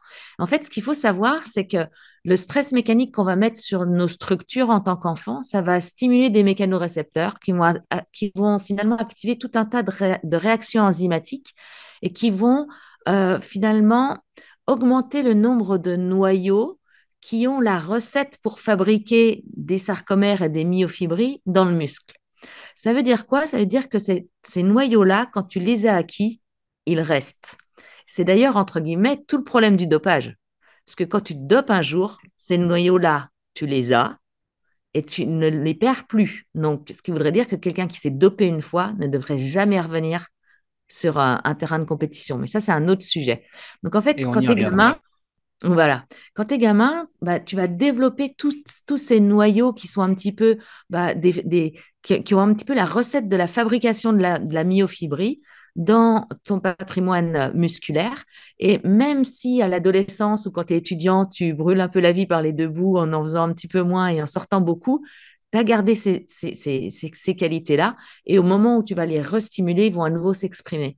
Mais celui qui n'a pas ce capital recettes et noyaux dans les myofibrilles, bah, du coup, quand il va stimuler ces myofibrilles à l'âge adulte, bah, il va quand même partir avec un capital beaucoup moins important et beaucoup moins exponentiel.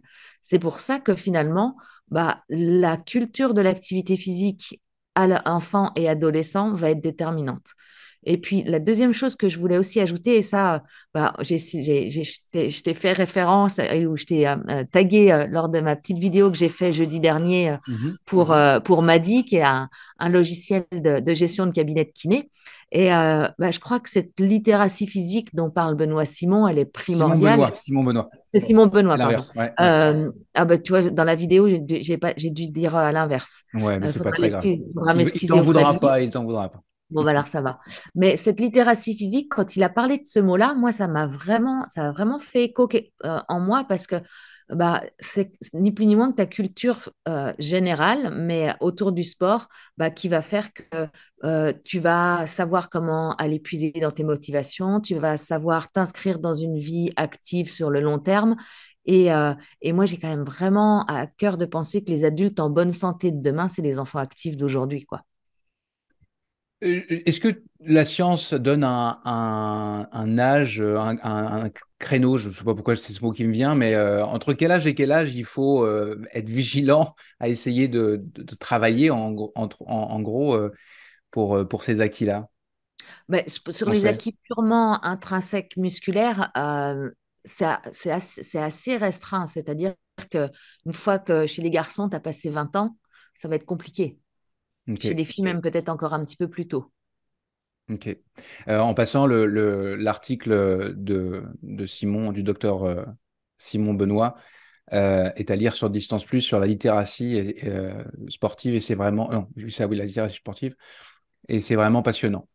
Blandine, j'avais dit que je te donnerais la parole. Alors peut-être que est-ce que tu es dans ce cas-là d'avoir peu fait de sport dans ta jeunesse? Pas du tout. Et bien évidemment, je mets ça en relation avec les exploits ou plutôt les performances que tu réalises depuis quelques années dans le trail. À ta grande surprise, si j'ai bien compris. Oui, alors avant de parler de moi, j'avais envie de parler un peu de mon côté, avec de changer de chemise et d'avoir le côté un peu gynécologue. Et bon, Florence en a dit beaucoup et je vais pas les m'étaler sur toute la physiologie comme elle l'a dit. Mais je trouve il y a, en fait, à l'adolescence, donc ça va beaucoup se trouver du coup chez les hommes parce qu'en fait, c'est la testostérone, voilà, tout le mécanisme des sarcomères, etc. Et j'en passe, dont tu as qu'à expliquer, Florence. En fait, tout ça, c'est grâce au moment de la puberté. Au moment de la puberté et chez l'homme, donc il y a un énorme pic de testostérone qui sont anabolisants et c'est vraiment à ce moment-là où, si on veut développer sa masse musculaire, c'est à ce moment-là où ça va être le plus profitable. Chez la femme, c'est un peu différent. Déjà, la puberté, tu demandais une question d'âge. La puberté chez la femme, c'est plus tôt que chez l'homme. Ça peut être entre 12 et 16 ans. Chez l'homme, ça va être plutôt à partir de 15 ans jusqu'à 17-18 ans. Et chez la femme, elle va surtout sécréter de l'œstrogène, mais en fait, finalement, ça va être plutôt une répartition de plus de masse graisseuse que de masse maigre. Alors, il y aura un petit peu, effectivement, de testostérone, mais c'est quand même moins marquant déjà chez la femme que chez l'homme, pour le développement des capacités musculaires. Après, voilà, Florence a bien expliqué le pourquoi du comment. Et moi, voilà, j'ai pas assez de recul au niveau sportif pour savoir si c'est trop tard, si on n'en a pas fait, à l'adolescence, on va dire de manière générale. Après, alors moi, d'un point de vue personnel, effectivement, c'est surtout moi une question d'endurance où je dis que je faisais pas de sport avant. J'ai jamais fait de ski comme beaucoup, j'ai jamais couru avant. Par contre, et Par contre, j'ai fait de la gymnastique. Alors, j'en ai jamais fait à haut niveau, mais je faisais de mémoire peut-être 2 fois de la gym dans la semaine et des fois des compétitions. Et finalement, donc la gym, c'est quand même un sport assez voilà, où on développe une capacité musculaire, on a de la puissance, etc. Et finalement, avec du recul, je pense que ça m'a aidé. J'ai fait de la gym quand j'étais ado, donc au moment justement de ce pic de croissance. Donc, d'après ce que décrit Flo, c'est à ce moment-là où probablement j'ai dû développer tous mes noyaux. Bon, après, j'ai fait une bonne pause, non seulement pour les études et aussi pour faire la fête. Mais quand j'ai repris la course à pied et le sport, ou quand j'ai commencé, on va dire, l'endurance, Avec le trail, donc là, il faut de l'endurance, mais il faut aussi avoir des bons muscles. Je pense que ça a été plus facile pour moi, du coup, de développer cette capacité musculaire. Et c'est vrai que je suis une athlète qui a un profil assez musculeux. Et je pense que c'est grâce finalement, même si j'en ai pas fait énormément, même si j'en ai jamais fait à haut niveau, le fait d'avoir fait quand même de la gym, avec du recul, me permet d'avoir développé ça. Voilà, je suis pas si hors norme que ça. Je suis pas hors norme comme Courtney, comme tu as pu le dire tout à l'heure. Je voulais rebondir, mais je me considère pas comme elle. Voilà, j'ai quand même eu ça, pas d'endurance. Alors après, c'est vrai que je me pose beaucoup de questions sur l'endurance parce qu'on dit aussi que l'endurance, il faut le faire dès qu'on est jeune. Ça, par contre, je comprends pas comment j'arrive à être endurante. Par contre, la puissance musculaire, C'est peut-être euh, l'entraînement dans les soirées, hein, l'endurance. exactement. Ah bah oui, c'est vrai, quand on se couche quand on commence à 9h et qu'on finit à 6h du mat, ben, Et ça ça guide derrière. vaut aussi pour les gardes qui n'en finissent plus. Hein. Ouais, c'est ça Faut aussi. Il y a une être endurance endurant. professionnelle, une endurance de travail pour Bien passer les sûr. diplômes. Il y a Mais plein de c'est à la choses. blague, on dit ça à la blague, mais Mais non, moi, sincèrement, je ça doit blague pas, moi. forcément marcher. Ouais. Ouais. Et imagine que Ludo, tu picoles pendant. Mm. Oui, garde tu la me main, dis. Ludo. Qu'est-ce que, quel est ton point de vue là-dessus? Qu'est-ce que tu dirais Ben, aux jeunes qui sont dans la fleur de l'âge et puis à ceux qui sont passés à côté? Qu'est-ce qu'il faut faire ou qu'est-ce qu'il faut faire pour optimiser dans les conditions qui sont les nôtres ou les leurs? ouais, bah écoute, je suis assez d'accord avec Flo et Blandine. Il y a encore peut-être les années 70, 80, 90, voire jusqu'à 2000.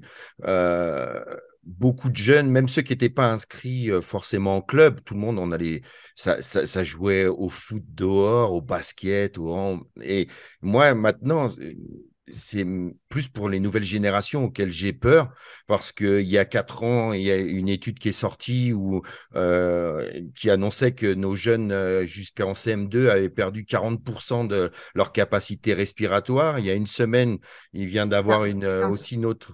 Oui, je me trompe? 25. Ouais, un 25, oh, quart. je vais trop loin, un quart. Bon, j'ai été un peu trop loin. Et puis là, j'ai vu il y a 2 ou 3 jours, pareil pour les CM2, et avaient perdu des capacités cardiovasculaires et que sur un test de 600 mètres, ils avaient perdu 1 minute.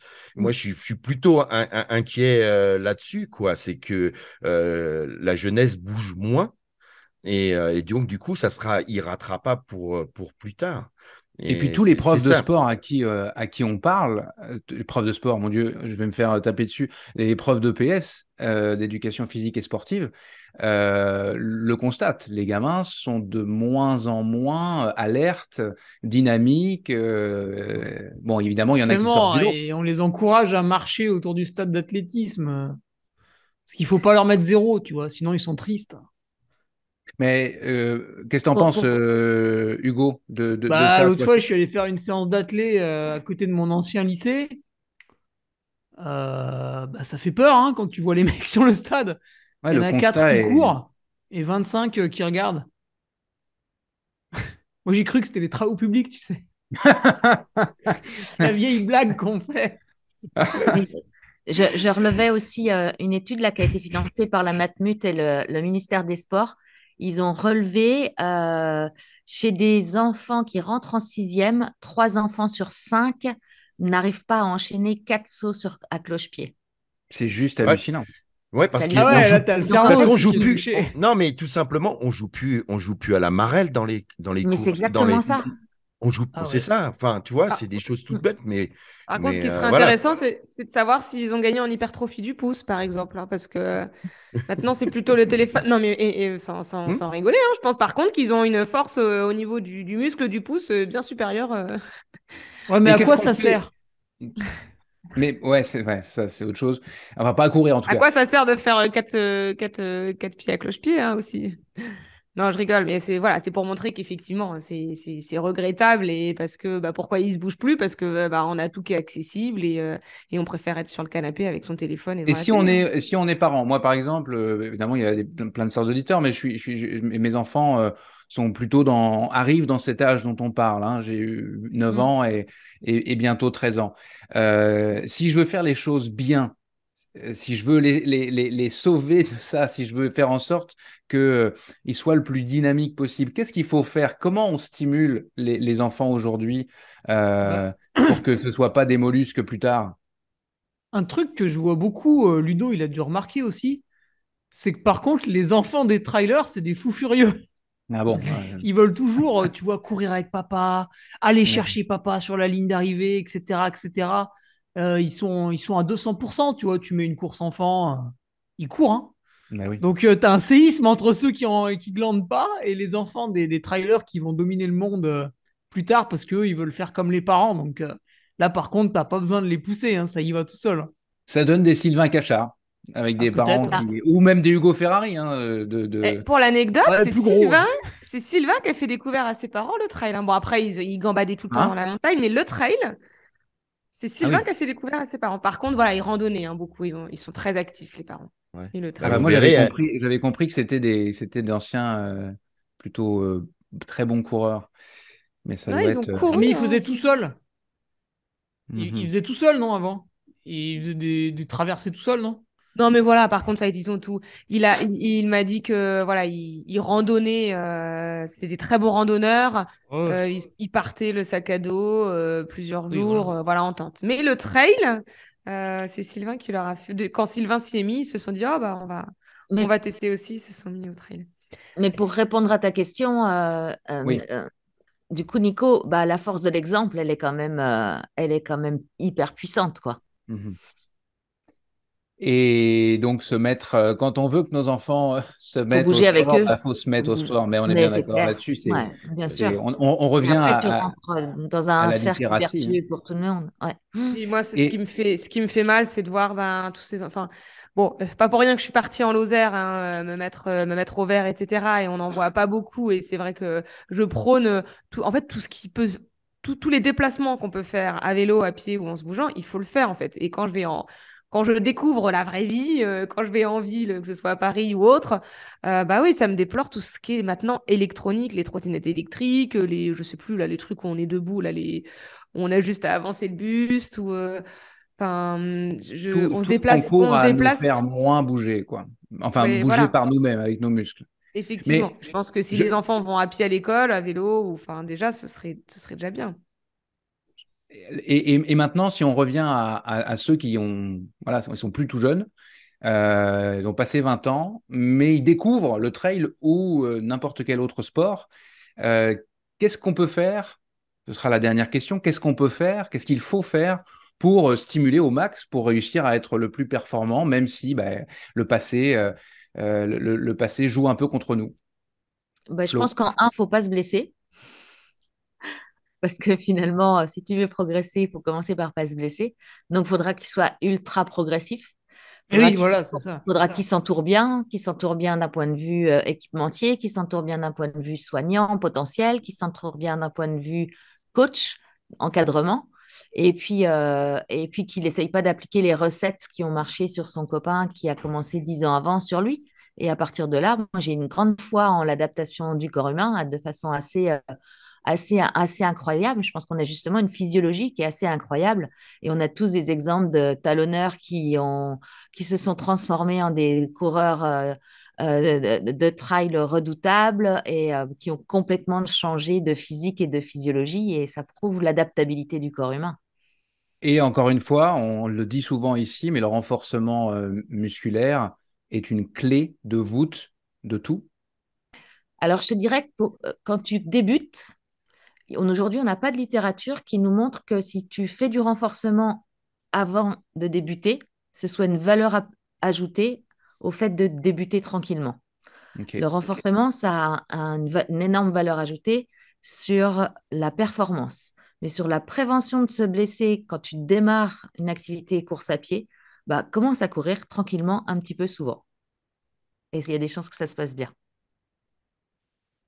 Ludo, tu veux rajouter quelque chose? Ah non, moi je vois qu'elle a tout dit. Et puis, tu sais que je suis un fervent admirateur des gens qui travaillent, qui travaillent, qui travaillent. Et il y a que par ça. Et puis, on en parle dans toutes les émissions de la bande AD+. Donc maintenant, pour les personnes même qui se mettent au sport tard, il y a tout ce qu'il faut pour pouvoir progresser tranquillement, step by step, on le dit souvent. Et puis voilà, moi je suis sûr qu'avec le travail, on arrive à tout. Et puis, mine de rien, on a quand même beaucoup plus de sport aujourd'hui. Donc, le côté ludique de découvrir un sport, donc de se développer, le champ des possibles est beaucoup plus grand qu'il y a 15, 20 ou 30 ans. Après, pour rebondir sur ce que dit Flo, effectivement, quand on commence et qu'on part de rien, c'est vraiment la progressivité, le maître mot. Sauf que malheureusement, c'est difficile de se dire je vais courir qu'une fois 10 minutes. Enfin, voilà. Et c'est souvent les sportifs qui commencent qui se blessent le plus. Et c'est étonnant, le renforcement musculaire, j'aurais eu tendance à croire, alors je vais pas du tout regarder dans la littérature ou quoi que ce soit, mais que ça pouvait prévenir des blessures. En revanche, ce que je pense, c'est que du coup, ça peut peut-être permettre d'exploiter mieux cette progressivité en disant, bon, écoute, tu vas courir un jour et l'autre jour, tu vas faire du renfort plutôt que de courir 2 jours de suite. Tu vois, ça peut permettre aussi de varier, de pas courir trop et tout le temps, mais plutôt du coup, une séance de course à pied qui aurait été peut-être la séance de trop, on va la remplacer par une séance de renfort ou de PPG. Je le vois comme ça aussi, ça peut être intéressant de ce point de vue-là. Merci à Nolio, notre partenaire pour les questions d'entraînement. Je vous invite à aller découvrir la plateforme Nolio sur nolio.io ou à télécharger l'application. Vous pouvez trouver un entraîneur. Nolio vous servira ensuite à communiquer avec lui et à suivre votre entraînement. C'est vraiment pratique et intuitif, facile d'utilisation. Et Nolio se connecte à vos montres, à vos capteurs, à votre Strava, à votre Zwift, etc.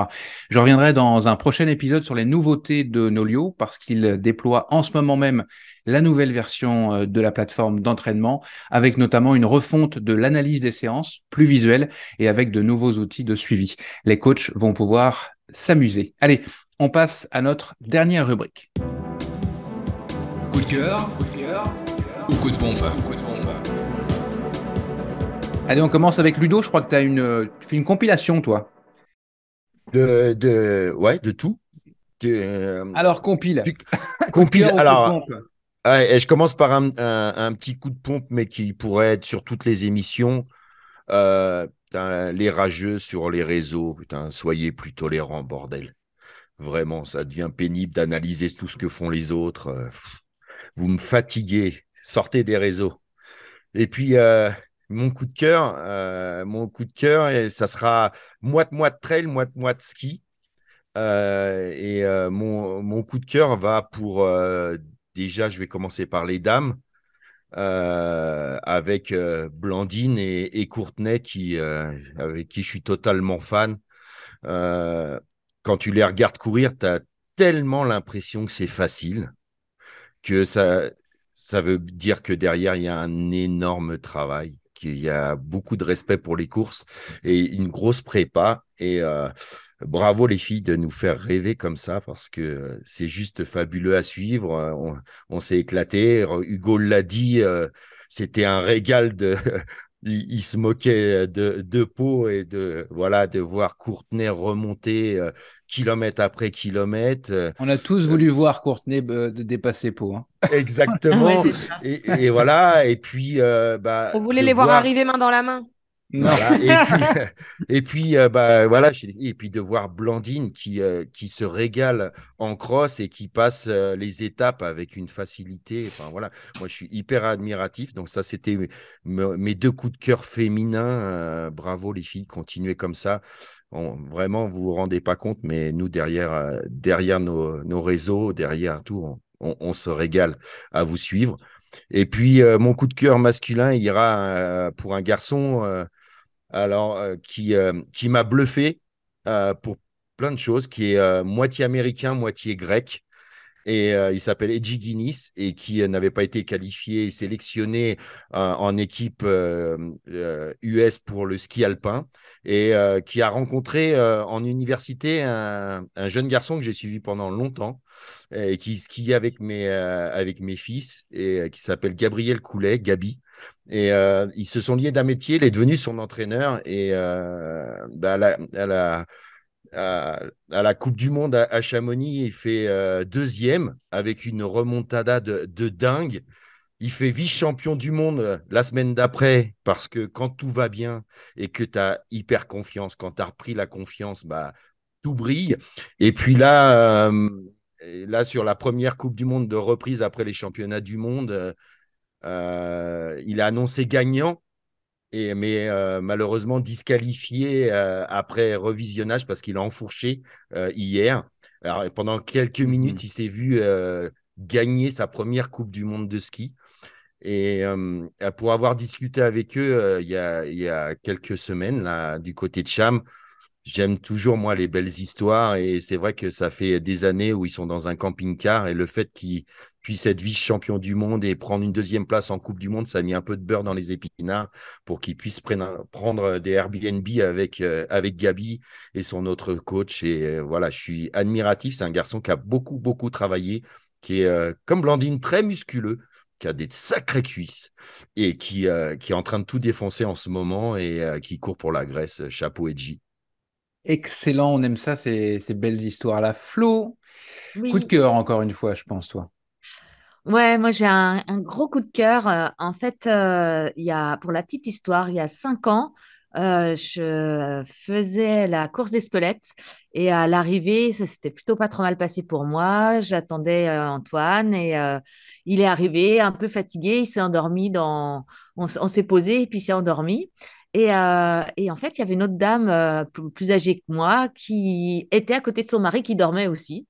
Donc voilà, on a commencé à papoter, on était boire une bière et en fait, il s'agissait de Christine et Claude Bost. Et en fait, 1 an après, on s'est retrouvés aux Canaries. Et ils faisaient la Transgrand Canaria, enfin, ils faisaient le 40. Antoine faisait le 40 aussi et moi le 135. Et en Antoine fait, étant ton mari. voilà. Et pour la petite histoire, bah, Claude a encore fait la Transgrand Canaria cette année. Il a fait le 40 km. Il a 77 ans. Avec Christine, ils y vont tous les ans. Ils y partent 3 semaines. Il dit, c'est le prix d'un mois dans une EHPAD. On est aussi bien aux Canaries. Et bah, voilà, c'est vraiment, quand on fait des références sur la littératie physique, bah, c'est la réponse à toutes nos questions. Il a commencé le sport à 14 ans avec du judo, puis le canoë. Il a été troisième place au championnat du monde de 1971 à 1975 en Ah ouais. canoë biplace. Tout un palmarès qui fait rêver. Il a commencé la course en 92. Et puis, voilà. Puis depuis, il n'a pas arrêté. 77 ans, il a fait 40 km aux Canaries le week-end dernier en 9 heures. Eh ben, C'est quand même chapeau, pas mal, quoi. monsieur. Chapeau, C'est Claude. génial. Hugo, on a un coup de cœur ou un coup de pompe ici? Coup de cœur avec les Canaries. On reste sur la 30 Pour... Grande Canaria. Ouais, que j'aime bien. Pour Fabrice Fauzé, mon ami suisse, que j'avais rencontré l'an passé à Tignes, qui a fait une super course. Il est parti un petit peu derrière Courtenay, puis bah, il a fini un petit peu derrière aussi, mais il est remonté un peu comme elle. Il est fini 13e du coup. Et, et il est super sympa ce gars, donc j'étais vachement content qu'il réussisse sa course parce que à Tignes, il préparait la TDS et puis malheureusement, je me rappelle plus s'il s'était tordu la cheville ou s'il avait vomi, mais ça s'était mal passé. Et du coup, là, bah, c'est super, il a réussi. Puis c'est quelqu'un qui revient du. Il avait eu un cancer, en fait. Et sa rémission, elle a été bonne. Et après, il s'était fixé comme objectif de faire un ultra-trail. Bon, il était déjà pratiquant de sport, hein. Et il avait gagné l'ultra-trail des montagnes du Jura en 2020. Donc voilà, c'était une belle anecdote. Il m'avait même dit qu'il avait reçu la notification sur son téléphone, comme quoi ça faisait pile poil 5 ans ce jour-là, quand il prenait le Ah ouais, dossard, tu vois, vraiment. Et bah, voilà, là, il se fait plaisir, 13e des Canaries. Super, c'est génial. Et tout vous va nous bien. faites, vous nous, vous nous, Bravo. vous nous, vous nous gâtez en belles histoires et je crois que ça continue avec Blandine, dis donc. Et oui, on va dire que c'est des pas très belles histoires qui se finissent pourtant bien. Moi, j'ai un coup de cœur aussi pour une coureuse que certains doivent bien connaître. Moi, personnellement, je la connais pas du tout. Je la suis sur les réseaux et elle m'inspire et trouve son histoire remarquable. Elle s'appelle Anaïs Kemener, donc elle est l'actuelle championne de France de marathon. Et en fait, bon, bah, de par mon côté gynécologie, je suis complètement touchée par son histoire. C'est une nana qui a maintenant une trentaine d'années, on doit avoir à peu près mon âge. que je vais d'ailleurs retrouver dans 2 semaines au championnat de France de cross, et elle est juste impressionnante parce qu'elle a vraiment un très très bon niveau. Et pourtant, à l'âge de 23-24 ans, on lui a découvert un cancer du sein, mais un cancer du sein voilà très avancé, voilà, un cancer muté, enfin voilà, parce il y a plusieurs types de cancers du sein, et quand vraiment ça arrive à l'âge jeune, c'est qu'on a des mutations génétiques, et en général c'est très agressif. Donc elle a eu chimiothérapie, radio, hormonaux, tout ce que vous voulez. Elle a même une mastectomie bilatérale. Et quand on l'écoute son histoire, donc c'est aussi quelqu'un qui a été baigné dans le sport et dans la course à pied depuis qu'elle est toute jeune. Son père, il est même entraîneur. Enfin, c'est d'ailleurs son coach. Et elle expliquait vraiment que pendant toute cette période, elle a continué la course à pied. Elle a vraiment voulu continuer l'activité physique parce que c'est vraiment ça qui lui permettait de vivre, de se sentir vivre, de penser à autre chose. Elle expliquait, il y avait même des anecdotes que les médecins contre-indiquaient pas vraiment l'activité physique, mais personne ne voulait se mouiller et lui donner un certificat médical parce que c'est vrai que quand on est sous chimio et qu'on est un peu complètement à plat au niveau immunitaire, ça peut être dangereux. Et elle a trouvé un médecin qui lui a fait son certificat pour qu'elle continue. Et c'est un exemple de force et de combativité. Et d'ailleurs, en 2016, alors, peut-être que je me trompe sur les dates, mais il me semble que c'était peut-être 1 ou 2 ans après qu'elle ait passé toute sa période de chimio et de chirurgie, etc. Elle a été championne de France de marathon, 1 ou 2 ans après tout ce qui lui est arrivé. Et donc elle a confirmé ça l'année dernière en étant championne de France de marathon une deuxième fois en 2022, je crois. Et c'est vraiment voilà un exemple de combativité, voilà, elle m'inspire beaucoup, et je pense qu'on va, elle va faire une très belle année 2023. D'ailleurs, elle a signé chez Salomon pour la petite anecdote, mais c'est voilà, quelqu'un qui m'inspire beaucoup. Je ne sais pas si elle écoute la bande AD+, je la connais pas personnellement, mais j'ai hâte de la rencontrer dans 2 semaines. On lui passera le mot pour qu'elle l'écoute de toute façon, parce qu'avec le beau le beau mot que tu viens d'avoir pour elle, je pense qu'il faut qu'elle l'écoute. Et d'ailleurs, merci à tous les 4 pour cette belle énergie et ces belles sources d'inspiration que vous nous offrez. Moi, je suis un petit peu plus terre à terre. Je vous recommande la lecture de ce bouquin d'Anthony Berthoud, qui est un nutritionniste génial, du bon sens dans notre assiette, ce que nous avons oublié de nos ancêtres chasseurs-cueilleurs. C'est un bouquin qu'il a mis des années à écrire. Il est à la fois très savant, je le dis sans avoir, je suis même très loin de l'avoir terminé, mais je le dévore tout doucement. C'est 2 mots qui sont contradictoires, mais ça veut quand même dire ce que ça veut dire. Tout est bon là-dedans, c'est à la fois complexe et écrit avec une grande simplicité. Et puis, ce mot-là, bon sens, il prend tout son sens dans un livre comme ça où toutes les choses coulent de source. Et puis, je reste avec une question, la question de la dernière de couverture. Que faut-il manger en 2023 ? On en vient à se poser réellement la question. Et Anthony nous explique en gros pourquoi là-dedans, de manière... je suis assez fasciné par son écriture. Donc, un bouquin qui vient tout juste de sortir, oui, il y a quelques jours. Donc, courez le chercher si vous êtes intéressé par la nutrition sportive, entre autres, mais pas que. La bande AD+, le podcast du magazine Distance Plus, présenté par Nicolas Fréret. C'est la fin de cette 21e émission de la bande AD+. Un gros merci à tous les 4, Ludo Collet, Hugo Ferrari, Blandine Lirondelle, pour qui c'était la première, et Florence Morisseau de la Clinique du Coureur. Merci à tous les 4. Merci à toi. La bande AD+, est une émission présentée par Distance Plus. Je suis Nicolas Fréret et j'ai le plaisir de produire et d'animer ce talk show. Un grand merci aussi aux partenaires officiels de la bande AD+. Merci donc à NAC, à Peigné Vertical et à Nolio aujourd'hui. Le design sonore de la bande AD+, est signé Lucas Asca Hennessy et la couverture de l'émission est l'œuvre de Mathieu Forichon de Desbosses et des Bulles. Je ne sais pas si vous avez vu, mais elle a évidemment changé avec 3 rajouts sur la couverture. Merci à Céline Kallmann qui a prêté sa voix au podcast. L'émission est réalisée techniquement à distance depuis Montréal au Québec par les productions Arborescence. Merci particulièrement à Laurie Beck qui était aujourd'hui aux manettes.